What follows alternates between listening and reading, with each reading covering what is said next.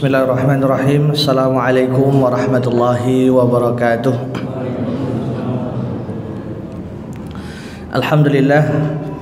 Alhamdulillahi rabbil alamin wa bihi nasta'inu ala umurid dunya waddin.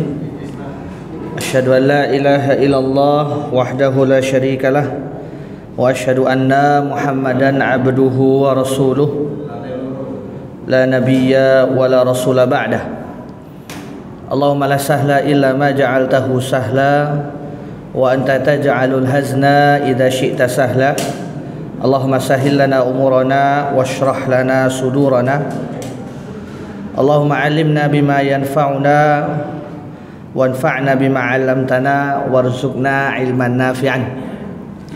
Rabbi shrah li sadri wa yassir li amri wahlul 'uqdatam min lisani yafqahu qawli, amma ba'd.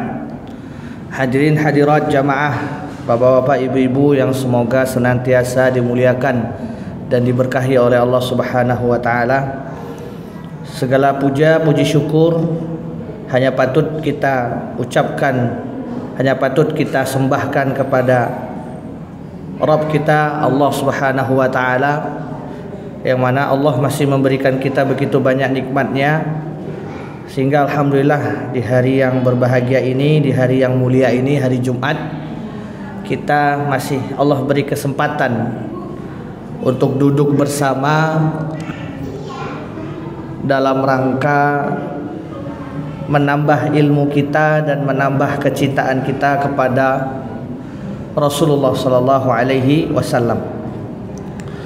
Salawat dan salam senantiasa tercurahkan kepada baginda Muhammad sallallahu alaihi wasallam, pada keluarga beliau, para sahabat, para tabi'in, tabi'ut tabi'in, dan orang-orang soleh yang senantiasa istiqomah melanjutkan dakwah dan juga risalah yang telah beliau sampaikan hingga hari kiamat kelak. Hadirin yang berbahagia, alhamdulillah kita sekarang sudah melewati hari-hari tasyrik ya Pak. Kita sekarang sudah selesai melewati hari-hari yang paling berbahagia di antara hari-hari dalam setahun yang umat Islam senantiasa rayakan setiap tahunnya. Namun yang perlu kita ingat, hadirin sekalian, bapak-bapak, ibu-ibu yang dimuliakan oleh Allah, berakhirnya hari tasyrik bukan tanda berakhirnya amalan soleh kita. Berakhirnya hari tasyrik bukanlah tanda berkurangnya amalan soleh kita. Yang perlu kita sadari bersama jamaah yang dimuliakan oleh Allah Subhanahu wa taala, bahwasannya masih ada hari-hari berikutnya yang mana masih tergolong di dalam bulan haram. Sekarang kita sudah memasuki tanggal 16 ataupun 17 Zulhijjah. Maka masih ada sisa beberapa hari lagi dan 1 bulan lagi, yaitu bulan Muharram, yang ini merupakan bulan dan hari-hari istimewa, bulan dan hari-hari yang Allah spesialkan bagi kita umat Islam. Maka jangan sampai ada di benak kita, wah sudah selesai nih Idul Adha, sudah selesai hari tasyrik, sudah selesai bagi-bagi daging, sudah selesai nyate gitu ya. Namun berkuranglah amalan soleh kita, jangan sampai. Justru inilah kita berada di tengah-tengah ini. Ya, bulan haram itu kan Zulqa'dah, Zulhijjah dan Muharram. Zulqa'dah sudah lewat sebulan, Zulhijjah sudah lewat setengah bulan. Maka masih ada perjalanan 1,5 bulan kurang lebih, yang ini harus kita kawal betul, harus kita jaga betul. Jangan sampai amalan soleh kita berkurang, karena sebagaimana yang sudah dijelaskan oleh para asatid mungkin ya, bahwasannya hari-hari inilah, hari-hari di bulan haram inilah hari-hari yang begitu mulia dan spesial di sisi Allah. Maka perbanyak amal soleh. Kalau kita perbanyak amal soleh, Allah akan lipat gandakan pahala amalan yang kita kerjakan di bulan haram ini. Begitu juga sebaliknya, ya, tinggalkanlah segala macam bentuk kemaksiatan. Karena apa? Pahala saja Allah lipat gandakan, begitu juga yang namanya maksiat dan juga keburukan. Dosanya pun akan Allah lipat gandakan. Makanya di dalam surat At-Taubah ayat 36 Allah Subhanahu wa taala berfirman, "Fala tazlimu fihinna anfusakum." Janganlah kalian sesekali menzolimi diri kalian di hari-hari bulan haram tadi. Jamaah yang dimuliakan oleh Allah Subhanahu wa taala, kita lanjut pembahasan kita mengenai sirah, histori, sejarah perjalanan orang yang paling mulia di muka bumi, yaitu Nabi kita Muhammad sallallahu alaihi wasallam. Pada pertemuan terakhir kita membahas bagaimana Rasulullah sallallahu alaihi wasallam lahir dan bagaimana beliau ditinggal oleh ayahanda tercinta sebelum beliau lahir. Begitu juga bagaimana kisah beliau jatuh di tangan Halimatus Sa'diyah binti Sa'ad bin Barkah, yang mana ini merupakan menjadi ibu susunya baginda Muhammad sallallahu alaihi wasallam. Kita sudah jelaskan pada pertemuan yang lalu, maka kita lanjutkan pertemuan pada hari ini.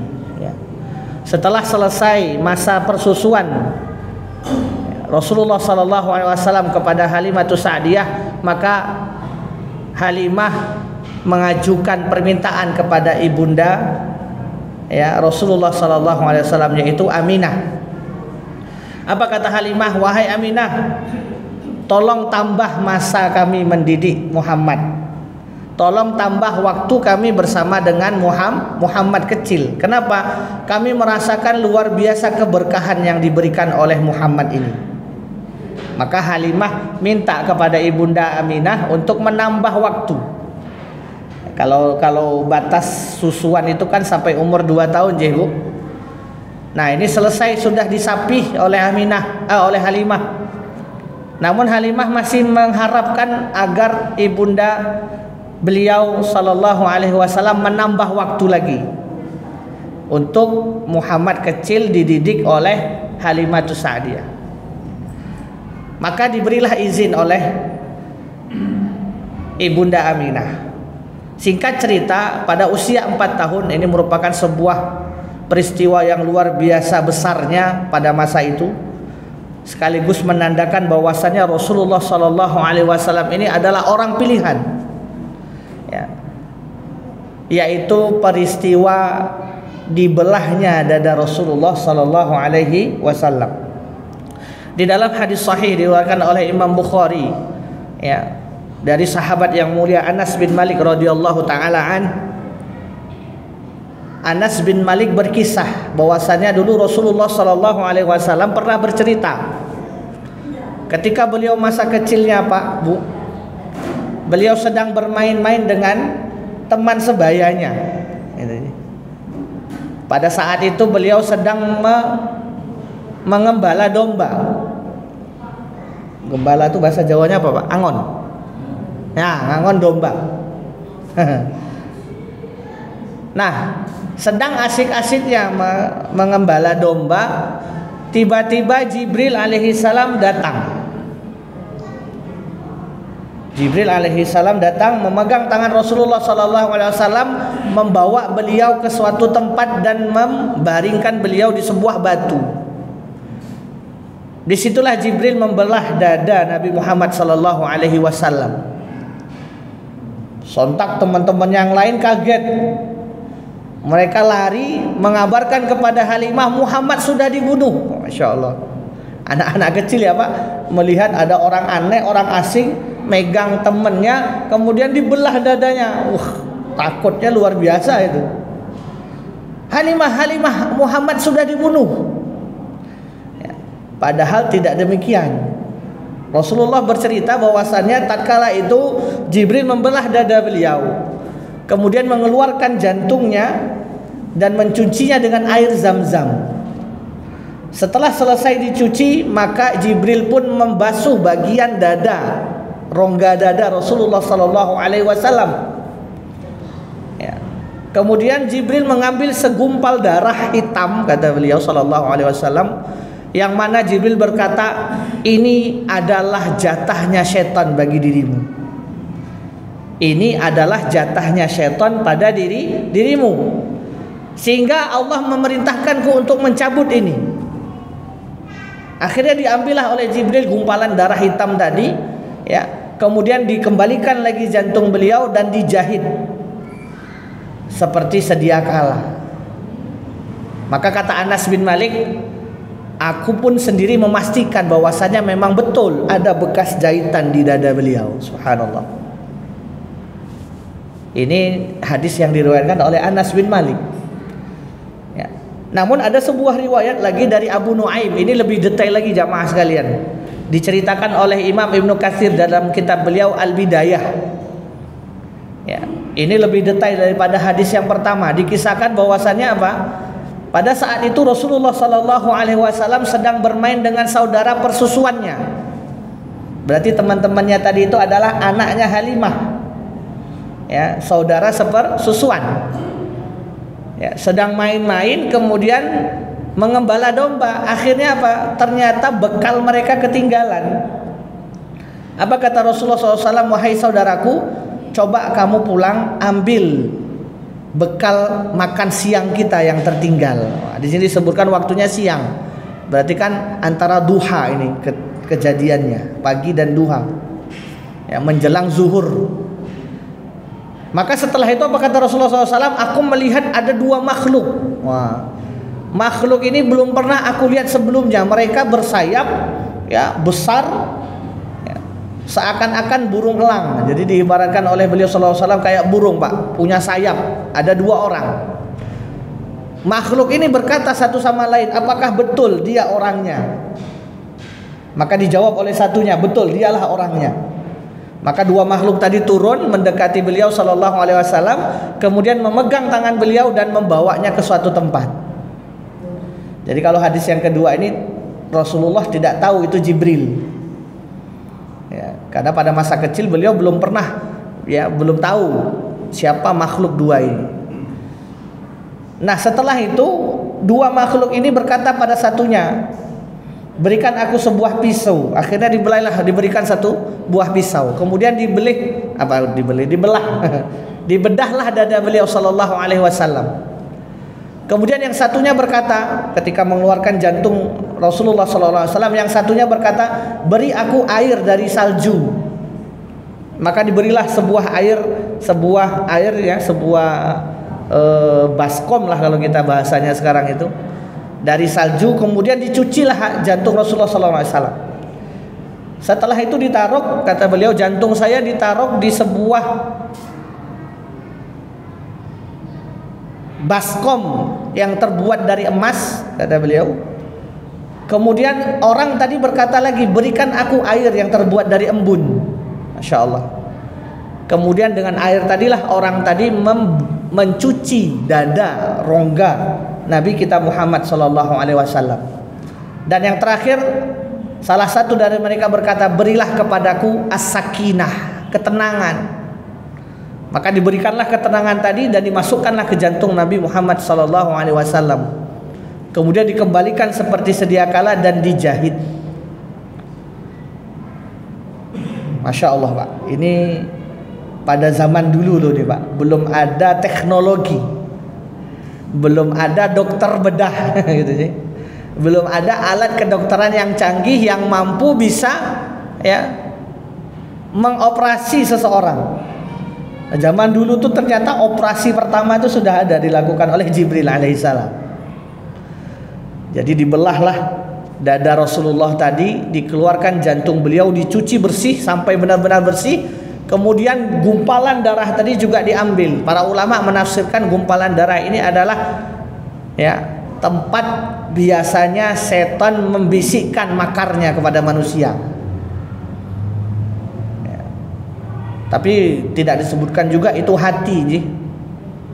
Kalau hatinya Rasulullah dicabut, masa beliau nggak punya hati gitu ya.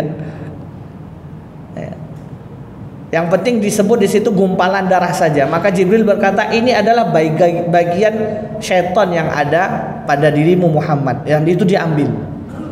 Sehingga apa? Sehingga Rasulullah SAW memang benar-benar bersih, terlepas daripada namanya godaan syaitan. Jadi Rasulullah itu Pak Bu dari kecil ternyata sudah maksum. Jadi kecil sudah terjaga dari yang namanya kesalahan. Dari kecil sudah terjaga daripada yang namanya dosa. Inilah orang pilihan Allah Subhanahu wa taala. Allah itu jadi Bapak Ibu sekalian memang benar-benar menyiapkan Rasulullah itu untuk sebagai apa? Rasul terakhir, nggak main-main gitu loh. Allah sudah mendesain betul bagaimana Rasulullah lahir dari keluarga bangsa yang terhormat. Allah juga sudah mendesain betul bahwasannya bagaimana nanti Allah sendirilah yang mendidik beliau sallallahu alaihi wasallam gitu ya. Dan Allah sudah mendesain betul juga bahwasannya apa? Rasulullah tidak akan pernah melakukan kesalahan dan juga dosa. Ini bentuk kasih sayang dan cinta Allah Subhanahu wa taala kepada Rasulullah sallallahu alaihi wasallam. Nah, apa yang kita bisa ambil petik hikmahnya dari cerita singkat ini? Yang pertama jelas Bapak Ibu sekalian, Maha suci Allah menciptakan akal, Maha suci Allah menciptakan akal. Dengan akal lah manusia itu berbeda dengan sapi. Ya Pak. Karena akal lah manusia itu beda dengan yang namanya ketek. Ketek itu apa Pak? Monyet ya. Ya ketek monyet ya Pak. Kera. Ada istilah baru Pak. Keren. Keren tuh Pak, ketek leren. Jadi kalau orang suka merasa keren berarti ya kayak ketek leren. Akal lah yang membedakan kita dengan binatang ya hadirin dan dimuliakan oleh Allah Subhanahu wa taala. Jadi Masya Allah, Allah menciptakan akal itu memang benar-benar agar kita bisa faham mana yang baik, mana yang benar. Allah menciptakan akal itu agar kita faham mana yang harus diikuti, mana yang tidak. Allah menciptakan akal itu biar kita bisa mencerna mana yang baik, mana yang buruk, mana perintah, mana larangan. Namun jikalau akal sudah berhadapan dengan nas-nas, nah ini yang perlu digarisbawahi Pak Bu.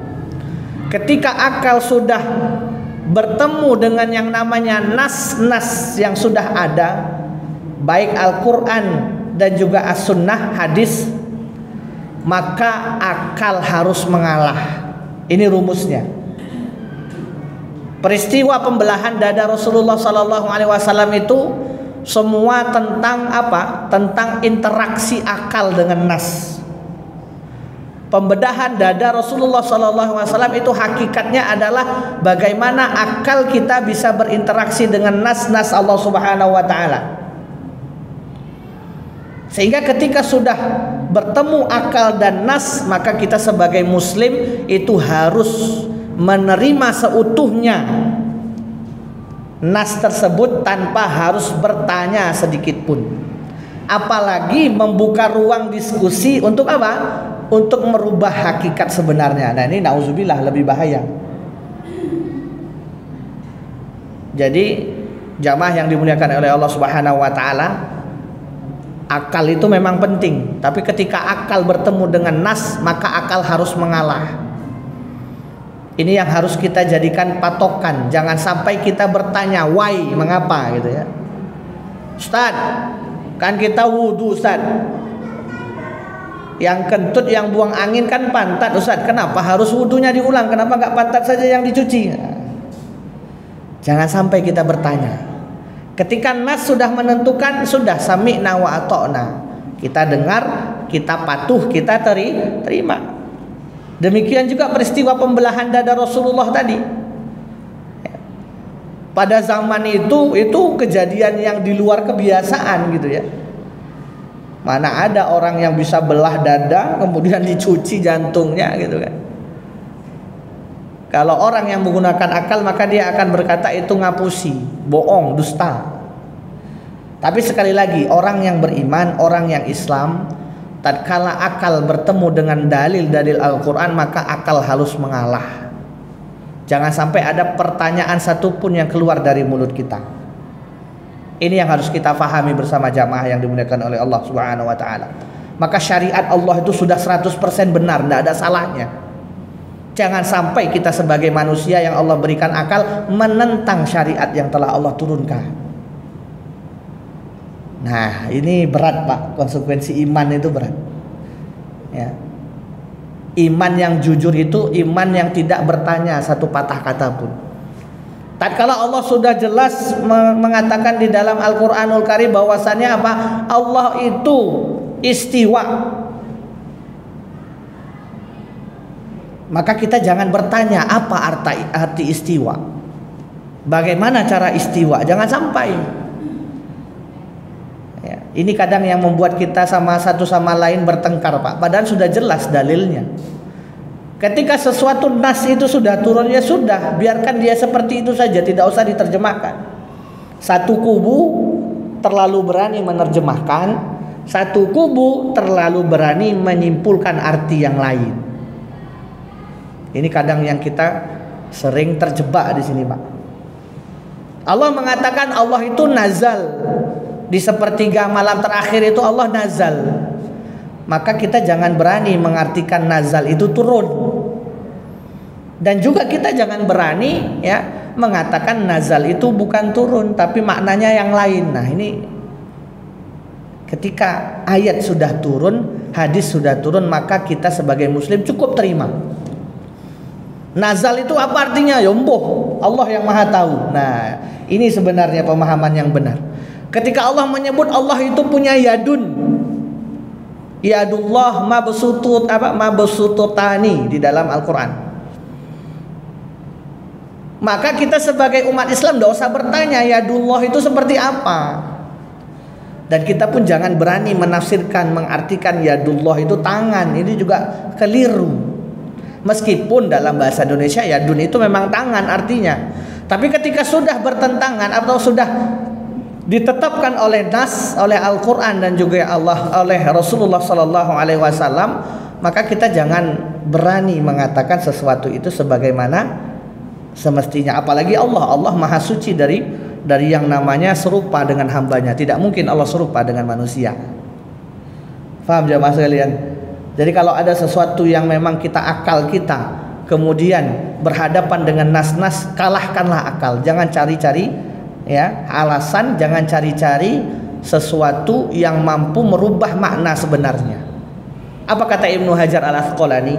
Ibnu Hajar Al-Asqalani rahimahullah mengatakan bahwasannya peristiwa pembelahan dadah ini, peristiwa pembelahan dada Rasulullah SAW ini, ataupun peristiwa-peristiwa lainnya yang mana di luar kebiasaan manusia, itu sudah sepantasnya bagi seorang mukmin, seorang muslim untuk menerima seutuhnya tanpa membuka ruang diskusi dan mempertanyakannya.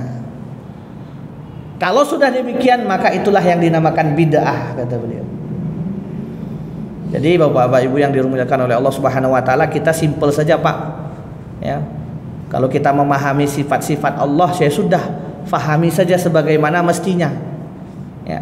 Jangan sampai kita bayangkan, jangan sampai kita tanyakan, apalagi sampai kita berani mentakwil.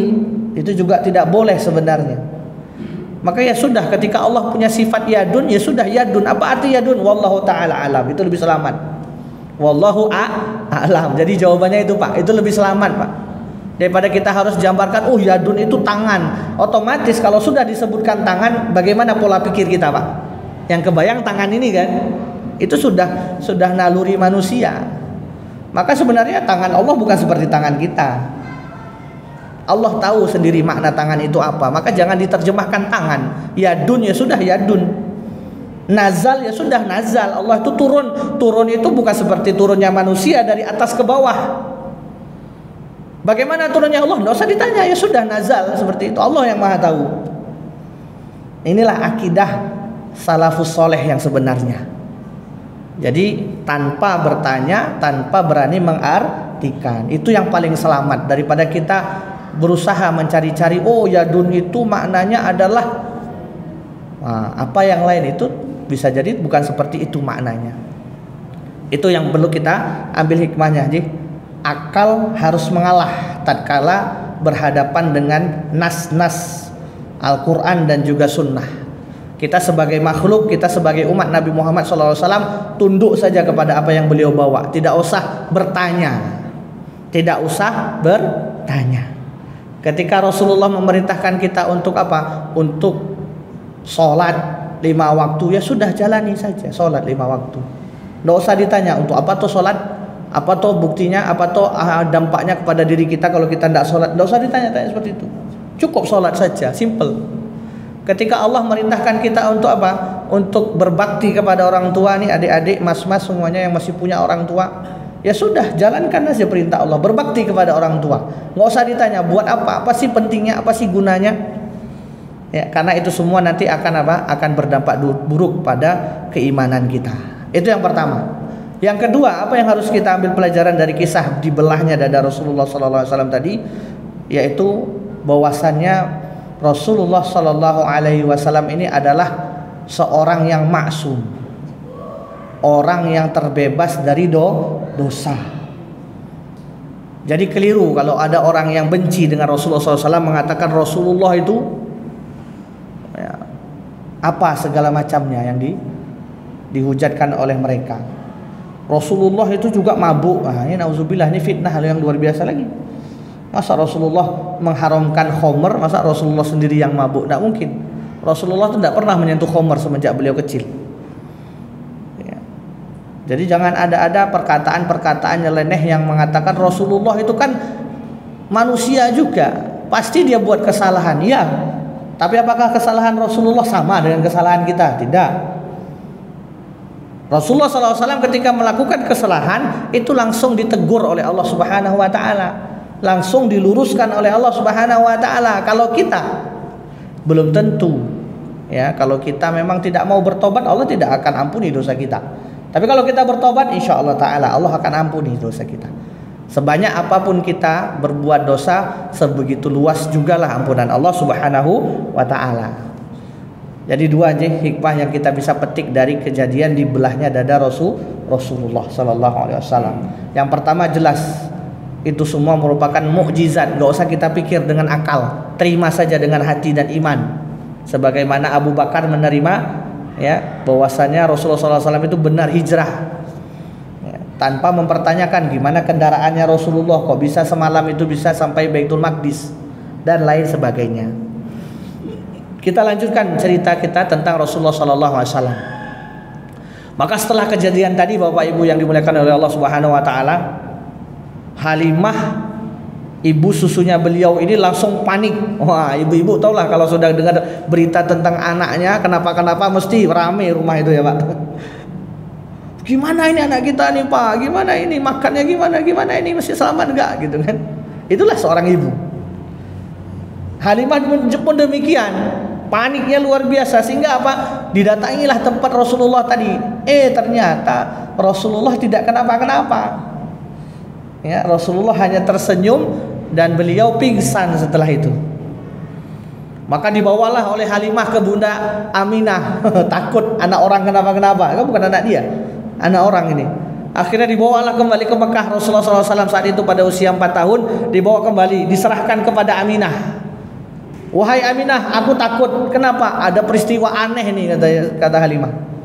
Aku takut, aku tidak mau kenapa-kenapa anakmu. Wes, aku kembalikan anakmu. Awalnya kan Halimah minta-minta, sekarang karena kejadian tadi takut Pak Bu. Akhirnya dikembalikan kepada Siti Aminah. Apa kata Siti Aminah? Kamu itu baru itu. Aku nih loh punya cerita. Akhirnya diceritakanlah oleh Siti Aminah biar apa? Halimah ini tidak usah terlalu takut.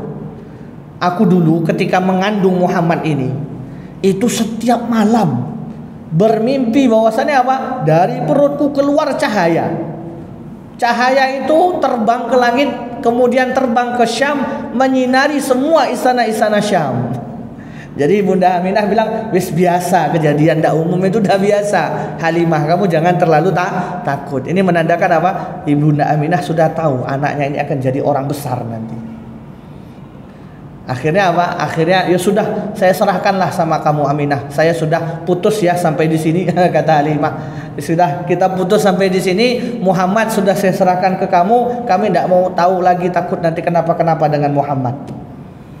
Akhirnya ia dirawatlah oleh Ibunda Aminah. Ketika beliau berusia 6 tahun, Ibunda Aminah mengajak Rasulullah sallallahu alaihi wasallam untuk ziarah kepada makam ayahandanya, yaitu Abdullah bin Abdul Muthalib. Sudah lama nih nak, semenjak kamu dulu masih di kandungan sampai kamu sekarang usia 6 tahun, ibu belum sempat ziarah ke makam ayahmu. Mau enggak engkau menemaniku wahai Muhammad? Maka sang Muhammad kecil menjawab, iya. Bayangi, dari semenjak belum lahir Pak Bu, belum tahu mana ayahnya. Tiba-tiba diajak oleh sang ibu untuk ziarah ke makamnya. Maka ini luar biasa perasaan bahagia Rasulullah, meskipun sang ayah sudah tiada. Dibawalah oleh Ibunda Aminah ya ke Madinah, karena makamnya Abdullah sebagaimana yang kita ceritakan pada pertemuan yang lalu itu berada di Madinah. Dibawalah oleh Ibunda Aminah ke kota Madinah, ke makam ayah beliau sallallahu alaihi wasallam. Sesampai di makam, Rasulullah sallallahu alaihi wasallam menangis, Bu, Pak. Menangis sejadi-jadinya. Itu kan karena apa? Ini ternyata makam ayahku. Bayangi Bapak Ibu sekalian, seorang anak kecil dari bayi hidup tanpa ayah, itu bukan sebuah kehidupan yang enak gitu nih. Pasti banyak cemooh, pasti banyak hinaan, pasti banyak yang namanya ya celaan. Dikala anak-anak seusianya itu mendapatkan kasih sayang dari seorang ayah, Muhammad tidak. Maka ketika beliau datang ke makam sang ayah, maka beliau menangis sejadi-jadinya. Itulah menunjukkan bukti rindunya sang anak kepada ayah. Insyaallah. Selesai dari makam, Ibunda Aminah jatuh sakit. Sakit sejadi-jadinya, sakit parah. Pada saat itu diputuskanlah harus segera balik ke Makkah. Maka qadarullah, baru berjalan 25 kilo ya, sampai di tempat yang namanya Abwa. Sekarang masih ada di kota Makkah, itu di luar kota Makkah. Itu sebuah lembah yang bernama Abwa. Disitulah Ibunda Aminah meninggal dunia, wafat. Pada saat itu Rasulullah umurnya baru 6 tahun. 25 kilo Pak dari kota Madinah. Kalau dari kota Mekah itu sekitar 270-an kilo. Ada sebuah lembah yang bernama Abwa. Disitulah Ibunda Aminah dimakamkan. Suatu saat ketika perang Hudaybiyah, Rasulullah menjenguk makamnya sang ibu. Ya, jadi ketika Rasulullah sudah besar, jadi Rasul, jadi Nabi, ketika selesai perang Hudaybiyah Pak, Rasulullah menyempatkan, karena dekat kebetulan, Rasulullah berziarah ke makam sang ibu. Di situ Rasulullah menangis. Maka para sahabat pun ikut menangis. Kenapa? Apa kata Rasulullah? Saya berdoa kepada Allah untuk diizinkan menziarahi makam ibuku, maka Allah mengabulkan. Dan saya berdoa kepada Allah agar Allah mengampuni dosa ibuku, maka Allah tak mengabulkan. Disinilah Rasulullah menangis ya, karena beliau tidak mampu menyelamatkan sang ibu. Jamaah yang dimuliakan oleh Allah Subhanahu wa taala, makanya ya, kalau disebut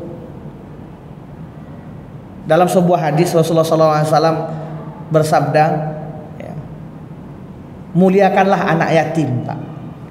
Muliakanlah anak yatim. Sesungguhnya aku dan orang yang memuliakan anak yatim bagai ini di surga. Beliau mengisyaratkan jari tengah dan jari telunjuknya, menandakan sangat dekat. Ya. Muliakanlah anak yatim, sesungguhnya orang yang memuliakan anak yatim seperti ini denganku di surga, kata beliau. Artinya apa Bu? Pak, bersanding dengan beliau di surga. Kalau kita tahu tentang sirah ini Pak, kita bisa sadar ucapan Rasulullah tadi bukan spontanitas nih. Ucapan Rasulullah bukan spontanitas. Ucapan beliau itu bukan asal beliau ucapkan, tidak. Kenapa? Beliau sendiri mengalami bagaimana jadi seorang yatim. Ya.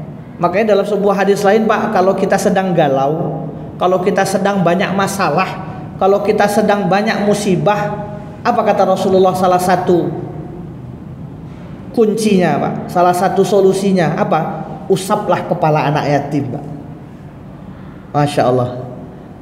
Ini kunci Bu, rumus. Kita yang punya banyak masalah, kita yang merasa diri kita ini banyak kekurangan, banyak sialnya. Apa kata Rasulullah? Usaplah kepala anak yatim Pak.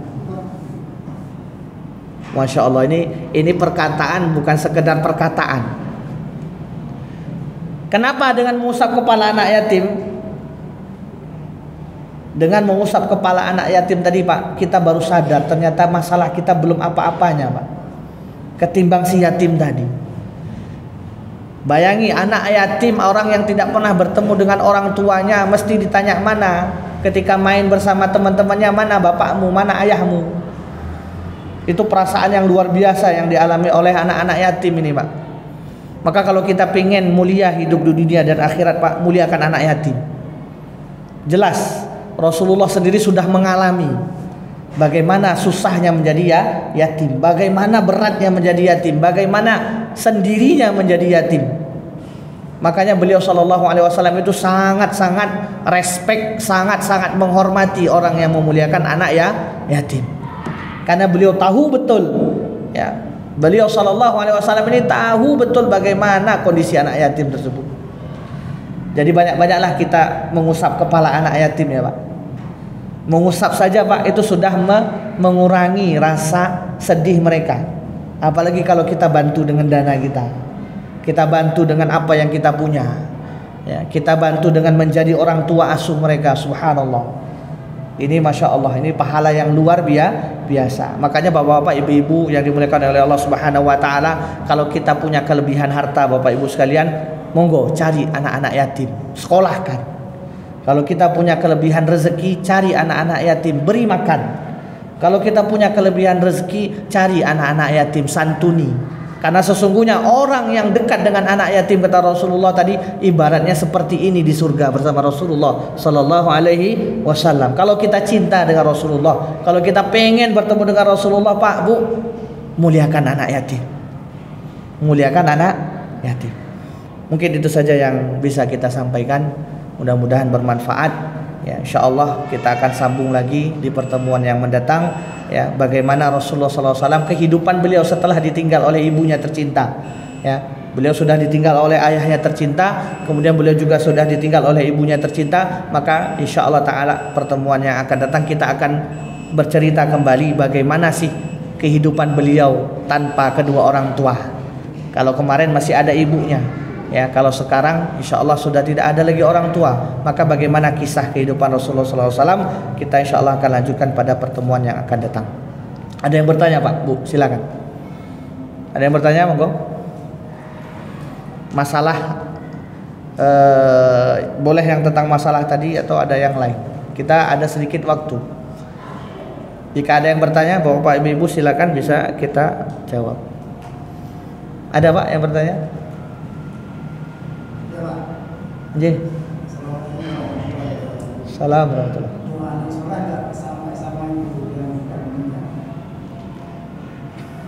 Doa anak soleh bisa sampai ke ibu yang meninggal? Ya, bisa. Rasulullah SAW berkata, "Idza mata ibnu Adam inqata'a amaluhu." Kalau mati salah satu anak dari cucu Adam, maka terputus semua amalannya. Illa salasa, kecuali 3. Yang pertama shadaqatun jariyah, sedekah jariyah. Yang kedua adalah al-ilmu yuntafa'u bihi, ilmu yang bermanfaat. Yang ketiga waladun soleh yad'ulah, anak soleh yang mendoakannya. Ini merupakan sebuah hadis Rasulullah SAW. Tapi kenapa dengan cerita tadi Rasulullah bersedih Pak? Bukankah yang doa langsung Nabi gitu ya?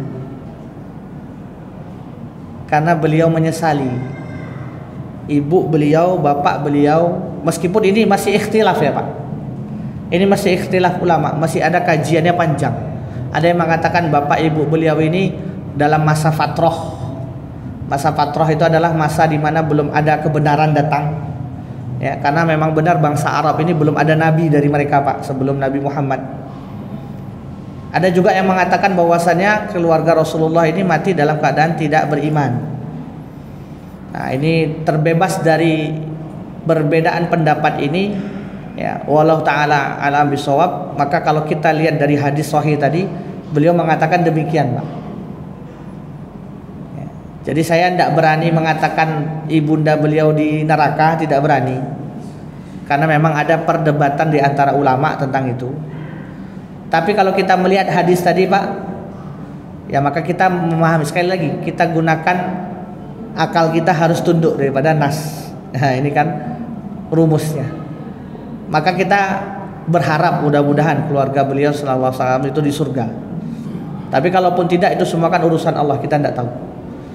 Tapi kalau jelas hadis sahih itu, Pak, hadis riwayat Imam Muslim. Ya, Rasulullah ketika perang Hudaybiyah itu, ya, beliau setelah perang itu menziarahi kuburan ibunya. Itu bisa dilihat nanti. Semua yang ada situ menangis bersama Rasulullah, karena Rasulullah tiba-tiba nangis. Para sahabat pun kaget, mereka ikut nangis juga. Barulah Rasulullah mengabarkan tadi, aku berdoa kepada Allah untuk berziarah, Allah izinkan. Aku berdoa untuk ibuku, Allah tidak izinkan. Wallahu ta'ala alam bisawab, apa maknanya, gitu sih, Pak. Tapi yang jelas untuk umatnya Nabi Muhammad SAW, maka berlaku yang tadi. Jadi kita tidak ada ruginya punya anak soleh. Itu adalah tabungan kita. Kalau ibunya itu kafir musyrik, apa bisa didoakan? Nah, berbeda kalau tadi kasusnya. Kalau sudah kafir musyrik, maka semuanya di bawah ketentuan Allah Subhanahu wa taala. Gitu ya. Kalau Islam masih mungkin bisa kita doakan. Tapi kalau orang tua kita non muslim, ya, musyrik, kafir, maka sudah, wallahu ta'ala, itu semua urusan Allah. Tapi yang jelas sudah tidak bisa, karena Rasulullah sendiri berdoa untuk paman beliau kan, Abu Thalib, ya, orang yang paling beliau cintai kan, sudah sebagai bapak sendiri. Tapi beliau berdoa, namun Allah tidak mengizinkan. Gitu ya, Pak. Kalau musyrik, kafir, itu semua urusannya kita kembalikan ke Allah. Adapun sang anak tetap saja berusaha, mana tahu, wallahu ta'ala alam. Allah yang berhak menentukan seseorang masuk surga ataupun masuk neraka, bukan kita. Ada yang lain, Pak? Monggo, sudah, saya rasa cukup. Kita tutup dengan doa kafaratul majlis. Subhanakallahumma wa bihamdika asyhadu an la ilaha illa anta astaghfiruka wa atubu ilaik. Wabillahi taufiq wal hidayah. Assalamualaikum warahmatullahi wabarakatuh.